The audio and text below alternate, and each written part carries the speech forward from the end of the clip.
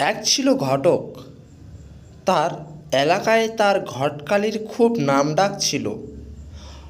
অচল মেয়ে আর হদ্দবোকা ছেলেকে কথার শান দিয়ে সে এমন উপযুক্ত আর নানা গুণে গুণান্বিতা করে ছাড়ত যে বরপক্ষ ভাবত এমন একখানা রত্ন হাতছাড়া হয়ে গেলে সে যে সারা জীবনের জন্য আফসোসের ব্যাপার হবে। আর হাদারাম ছেলেকে কথার গয়নায় অলঙ্কৃত করে এমনভাবে বর্ণনা করত যে তাতে মনে হতো পাত্র সুপুরুষ, চালাক, চতুর এবং স্মার্ট। আর এমন রূপবান, গুণবান আর বুদ্ধিমান ছেলের সঙ্গে যে কোনো মেয়ের বিয়ে হওয়া এক ভাগ্যের ব্যাপার। এই ঘটক প্রবণ একবার এক বিশেষ বিয়ের ঘটকালি করেছিল। এক কন্যাদানগ্রস্ত পিতা আগে দুজন ঘটক ধরেও তার মেয়ের বিয়ে কোনো সুরাহা করতে পারেনি। অবশেষে তিনি মোটা টাকার বিনিময়ে এই বিখ্যাত ঘটককে নিয়োগ করলেন তার মেয়ের বিয়ের এক ব্যবস্থা করে দিতে।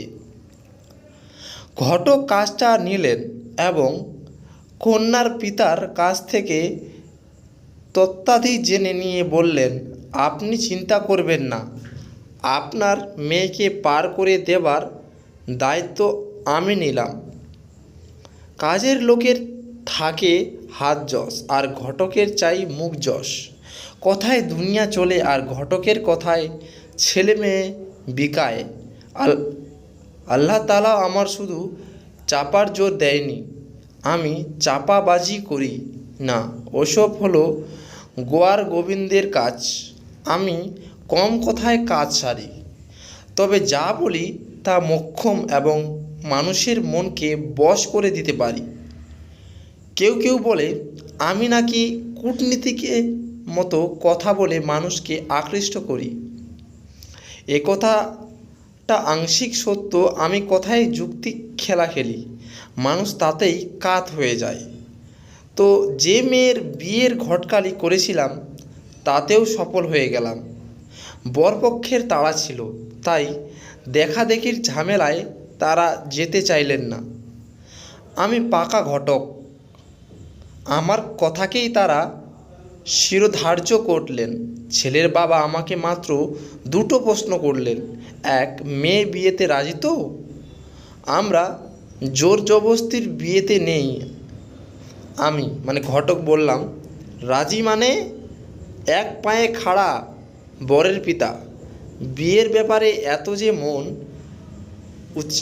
উচাটন লজ্জা শরম আছে তো? আমি কর্তা কি যে কন! মেয়েকে পেটে বোমা মারলেও চোখ তুলে কোনো দিকে তাকায় না ছেলের বাপ। বেশ বেশ, তাহলে আমাদের অমত নেই, শুভ কাজে শেষ করে ফেলো। শুভ বিবাহ সম্পূর্ণ হয়ে গেল, কিন্তু পরের দিনই ছেলের বাবা অগ্নিশর্মা হয়ে ঘটকের বাড়িতে হাজির। তাদের নিম্নোক্ত কথাবার্তা হলো, ছেলের পিতা মিথ্যাবাদী, জোচ্চোর, আমার সঙ্গে এমন প্রতারণা। ঘটক, ছি ছি, কী সব বলছেন? আমি তো এক বিন্দিও মিথ্যা বলিনি। ছেলের পিতা, মেয়ের যে একটা পা নেই তা বলেননি কেন? ঘটক, সে দোষ আপনার। আপনি কি আমাকে জিজ্ঞাসা করেছেন বিয়ের কথাবার্তার সময়?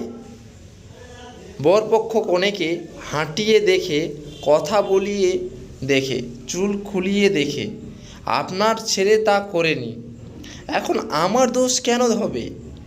মেয়েদের খুঁত বলতে নেই, তবুও সততার খাতিরে আমি বলেছি, মেয়ে এক পায়ে খাড়া। দু পা থাকলে সে কষ্ট করে এক পায়ে খাড়াতে যাবে কেন?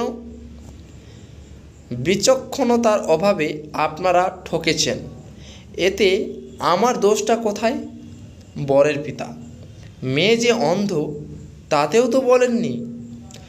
এটা কি প্রতারণা নয়? ঘটক, আপনাদের একেবারে সংসার বুদ্ধি নেই।